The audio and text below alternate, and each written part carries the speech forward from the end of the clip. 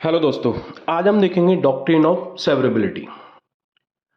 This doctrine is of severability is also known as doctrine of separability. मैं इससे पढ़ने से पहले एक चीज़ बताना चाह रहा हूँ कि एक लॉ पास करने के लिए ना बहुत टाइम लगता है। जैसे कि अभी एक नया लॉ आया था जो पार्लियामेंट ने प्रपोज, जो क्रिमिनल अमेंडमेंट बिल है वो सिर्फ प्रपोज किया है, अभी इस सेशन में प्रपोज किया है, नेक्स्ट सेशन में पास होगा। तो एक बिल पास करने को ना बहुत टाइम लगता है, बहुत पैसा लगता है, और सारा का सारा पैसा किसका लग रहा है? वो आम जनता का लग रहा है। ठीक है। और डॉक्ट्रिन ऑफ सेपरेबिलिटी क्या करता है कि जो सपोज करो अब कोई बिल पास कर देती है, कोई एक्ट बना दी थी गवर्नमेंट, अब उसमें कुछ प्रोविजन तो ऐसे हैं जो अच्छे हैं और कुछ प्रोविजन ऐसे हैं जो अगेंस्ट द फंडामेंटल राइट है।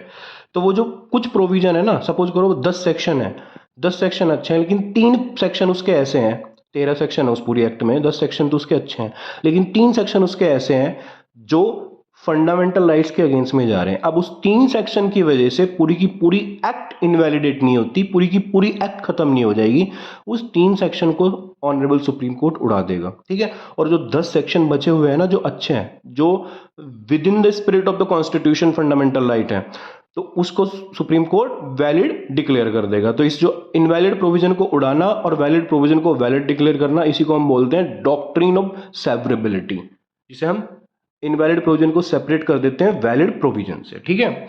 अब ये आया कहां से? आया आर्टिकल 13 से।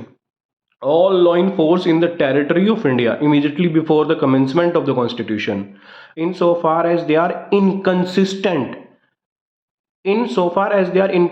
with the provision of this part shall to the extent, ये जो वर्ड है ना to the extent, एक तो ये, दूसरा article 13 clause to the state shall not make any law which takes away or abrogate the right conferred by this part of any law made in contravention of this clause shall to the extent।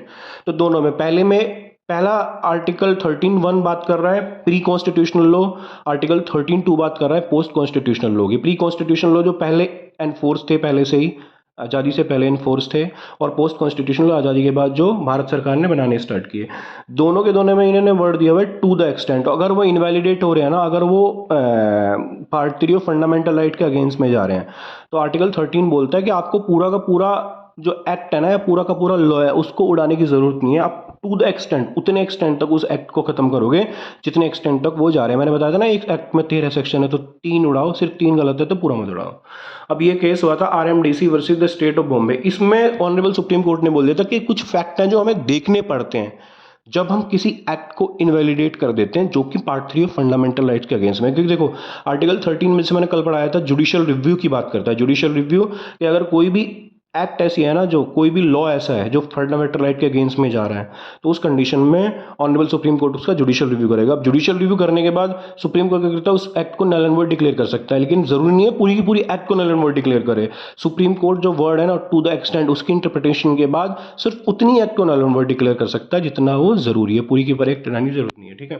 तो इसमें इस case में बोल दिया था in order to find out whether the valid part of the statute can be separated from the invalid part. In the case of valid and non-valid part statute are inseparable, then it will invalidly। Basically honourable supreme court ने इस case में बोल दिया था कि पहले तो देखना पड़ेगा कि वैलिड पार्ट और इनवैलिड पार्ट अलग अलग हो सकते हैं क्या, और अगर वैलिड पार्ट और इनवैलिड पार्ट को अलग अलग कर दिया तो वैलिड पार्ट पर कोई फर्क नहीं पड़ेगा। लेकिन अगर पूरा का पूरा एक्ट ऐसा है कि जो वैलिड और इनवैलिड दोनों एक दूसरे से मिले हुए इनसेपरेबल है, तो उस कंडीशन में ऑनरेबल सुप्रीम कोर्ट भी सेपरेट नहीं कर पाएगा।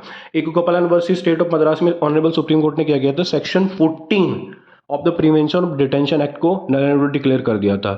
ऑनरेबल सुप्रीम कोर्ट ने पूरी एक्ट नहीं उड़ाई थी, सिर्फ एक सेक्शन को नल एंड वॉइड डिक्लेयर कर दिया था जुडिशियल रिव्यू के बाद। सिर्फ एक को ही क्यों किया? कहाँ से पावर आई? तो वर्ड है ना टू द एक्सटेंट, वहां से पावर आई आर्टिकल 13 में। तो एक सेक्शन को कर सकते हैं, इनवैलिड पार्ट को उड़ा सकते हैं। उसके बाद state Bombay of S N Balsara, it was held that the violative provision of the Bombay prohibition act do not affect the validity. अभी मैंने बताया था ना, अगर इनसेपरेबल नहीं है तो नहीं कर पाएगा, अगर सेपरेबल है तो कर देगा। जैसे कि इस केस में बोल दिया, लास्ट वाले केस में state of Bombay F N Balsara held that violative provision of Bombay provision act do not affect the validity of the entire act. तो इसमें जो प्रोविजन है ना, जो इनवैलिड है, उनको उड़ा सकते हैं, और उनके उड़ाने से पूरी एक्ट पे कोई फर्क नहीं पड़ने वाला। तो उस कंडीशन में डॉक्ट्रिन ऑफ सेपरेबिलिटी लग जाएगा। Please subscribe my channel.